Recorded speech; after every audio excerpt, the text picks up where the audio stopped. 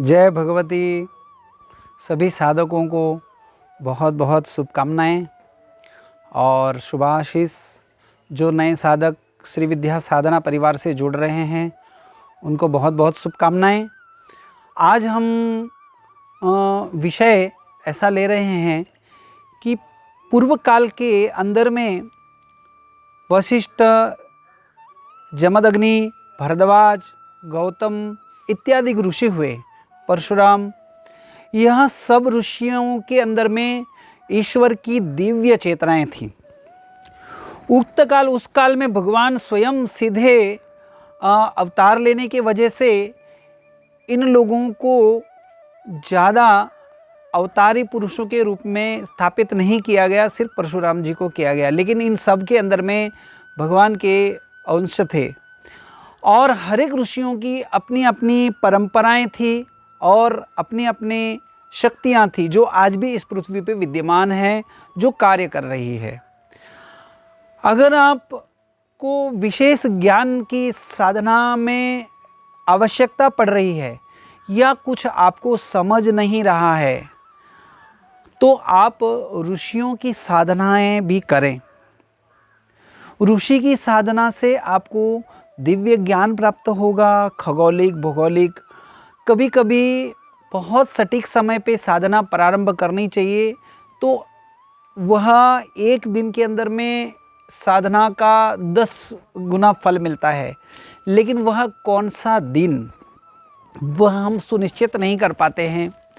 कभी कभी हम पंचांग इत्यादि देखते हैं लेकिन फिर भी उसके अंदर में हमें समझ नहीं पड़ता। ऐसी स्थिति के अंदर में यदि ऋषियों की साधनाएं आपने की हुई हैं तो आपको अंतर्ज्ञान उत्पन्न होना शुरू हो जाता है। उस अंतर्ज्ञान से आपको बहुत कुछ विषय का समझ में आना शुरू होता है और वह ऋषि आपको सूक्ष्म रूप से बहुत मार्गदर्शन करते हैं। ये मेरा स्वयं का अनुभव है।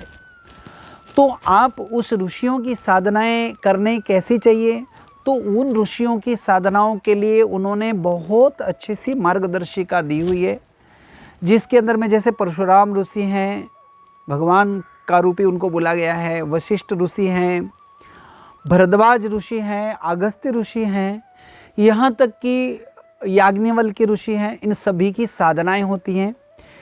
इनका सबका एक ध्यान, विनियोग, न्यास रहता है और उनके देवता भी, जिन देवता से उन्होंने साधनाएं की थी उन देवताओं का भी उसके अंदर में स्मरण होता है। तो आप जब भी ऐसी साधनाएं प्रारंभ करने जाते हैं तब उसके लिए एक अच्छा सा दिन चुनें। जैसे कि हम देखते हैं भाद्रपद मास में ऋषि पंचमी आती है, उस दिन ऋषियों की पूजा, सप्त ऋषि की पूजा की जाती है। वैसे ही बहुत से जो त्यौहार आते हैं उसमें भी ऋषियों की साधनाएं होती हैं। प्रत्येक मास के अंदर में ऋषियों की साधनाएं होती हैं। वह साधनाओं के माध्यम से आप बहुत उच्च स्तर को प्राप्त हो जाते हैं। ऋषि साधना करते समय में एक ही बात ध्यान रखनी चाहिए कि आपके अंदर में ईर्ष्या का भाव नहीं आना चाहिए, कोई बातें छुपाने की भावना नहीं आनी चाहिए। सेल्फिश जो हम होते हैं वह सब नहीं, क्योंकि ऋषियों ने सदैव लोगों को दिया है और उनकी जो उच्च भावनाओं के द्वारा आज भी हमें बहुत कुछ प्राप्त हो रहा है। उन्होंने कभी कॉपीराइट या ऐसा कुछ भी नहीं किया और ना तो उन्होंने कोई, वैसे उनके अंदर में कृष्णवंतो विश्वमार्यम की भावनाएं थी, वसुधैव कुटुंबकम की भावनाएं थी और उन्हीं ऋषियों के द्वारा आज हमें ज्ञान प्राप्त हो रहा है। तो इन ऋषियों की आप अवश्य साधनाएं करें। इस साधनाओं के विषय में मैं आपको आप मेरे से संपर्क करने पे आपको मैं बताऊंगा और आपको किस दिन कैसे प्रारंभ करनी चाहिए उसका भी विषय बताऊंगा।